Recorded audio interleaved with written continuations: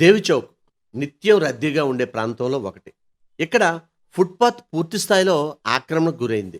ఇది ఎవరికి కనిపించడం లేదా అంటే అధికారులు అక్కడే తిరుగుతారు. అంతా మామూలే. ఇంతకీ ఫుట్పాత్ అనేది ప్రజలు నడవడం కోసమా? లేకపోతే వీళ్ళు ఆక్రమించుకోవడం కోసమా? ఒకసారి ఆలోచించండి. అక్కడ స్పీడ్ లిమిట్ బోర్డు కూడా ఉంటుంది. నో పార్కింగ్ బోర్డు కూడా ఉంటుంది. నో పార్కింగ్ అంటే కొత్త అర్థం తీసుకొస్తున్నారు అధికారులు అంటున్నారు. అదెలా అంటే నో పార్కింగ్ అంటే వాహనాలు పార్క్ చేయొద్దని కానీ మా సామాన్లు పెట్టుకోవద్దని కాదు కదా అనే కొత్త స్లోగన్ తీసుకొచ్చారేమో. ఇక్కడ ప్రతి చోట కూడా రాజమండ్రి నగరంలో ఫుట్పాత్లు పూర్తి స్థాయిలో ఆక్రమించి ఉన్నారు. అయితే ఇక్కడ మనం గమనించాల్సిన అంశం, వాళ్ళు ఏదో తోపుడు బళ్ళు వాళ్ళో లేదా ఇప్పుడు తీసి వెళ్ళిపోయేవాళ్ళు కాదు. వీళ్ళకి షాపులు ఉన్నాయి. షాపు సరిపోక రోడ్డు మీద కూడా వ్యాపారం చేస్తున్నారు. ఇది ప్రత్యేకించి దేవీ చౌక్లోని మరీ దారుణంగా ఉంటుంది.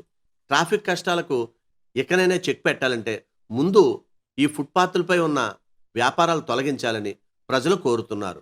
మరి తొలగిస్తారా, జేబులో ఏమైనా వేసుకుని వదిలేస్తారో చూడాలి అంటున్నారు ప్రజలు. ఇక్కడ ఈ ఫుట్పాత్లు ఇంత దారుణంగా ఆక్రమించేయడం వల్ల కొనుగోలుదారులు వాహనాలను మరి రోడ్డుకి అడ్డంగానే పార్క్ చేయాల్సి వస్తుంది. లేదంటే ఫుట్పాత్కు దగ్గర పార్క్ చేస్తారు. ఇప్పుడు ఫుట్పాత్ దాటి మరీ వీళ్ళు ఈ సామాన్లు పేర్చడం వల్ల అక్కడికి వచ్చి కొనుగోలు చేసేవాళ్ళు ఇంకా బయటకు పెట్టాల్సి వస్తుంది. అంటే ఇక్కడ ఓవరాల్గా ట్రాఫిక్కి చాలా చాలా ఇబ్బంది కలుగుతుంది. కావాలంటే మీరే చూడండి, ఫుట్పాత్ దాటి ఇంకొక 4 అడుగులు ఆక్రమించాడు. అంటే కూర్చోడానికి చోటిస్తే పడుకోవడానికి అడిగినట్టు అన్నమాట.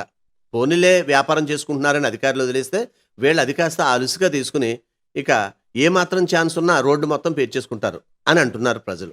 దయచేసి గమనించండి, ఒక ముఖ్య మనవి. మేం ప్రసారం చేసే నిర్లక్ష్యం కార్యక్రమం ఏ ఒక్కరిని అవమానపరచాలని గాని తక్కువ చేయాలని గాని మా ఉద్దేశం కాదు. కేవలం రాజమండ్రి నగరం బాగుండాలని మా ఈ నిర్లక్ష్యం కార్యక్రమం ముఖ్య ఉద్దేశం. ఇలాంటి చాలా ఉన్నాయి, ఇంకా దాచాం కుప్పలు కుప్పలుగా.